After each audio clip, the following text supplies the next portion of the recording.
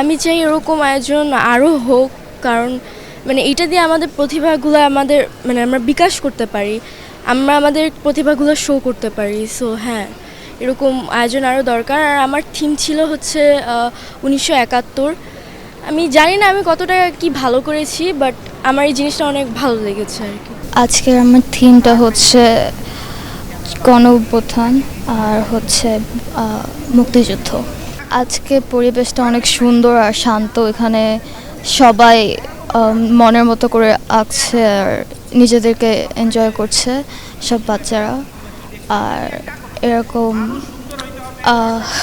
ভালো পরিবেশে আসলে আর্ট করতে মানে ভালো লাগে।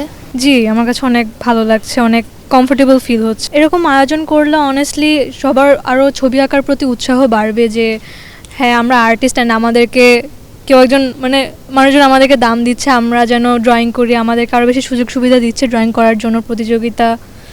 সো হ্যাঁ, আমি মনে করি এই জিনিসটা আরও বেশি করা উচিত, এই জিনিসটা অনেক ভালো। প্রতিযোগিতা আমি আগে অনেক দিছি, অনেক ছোট থেকে দিতে আসছি।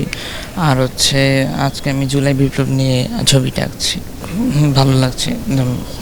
আর্টিস্টিক পরিবেশ, আর্ট করার মতো একদম সুন্দর জায়গা। আমার খুব ভালো লাগছে, এবং আমি 1971-এর এবং জুলাইয়ের যেই আন্দোলনটা হয়েছে ওই দুইটা মিক্স করে একটা ড্রয়িং করছি। পরিবেশটা অনেক সুন্দর, একটু ঠান্ডা তো সুন্দর। আর আমি এখানে মুক্তিযুদ্ধ উপরে দিচ্ছি আর 2024 প্রোটেস্ট নিচে।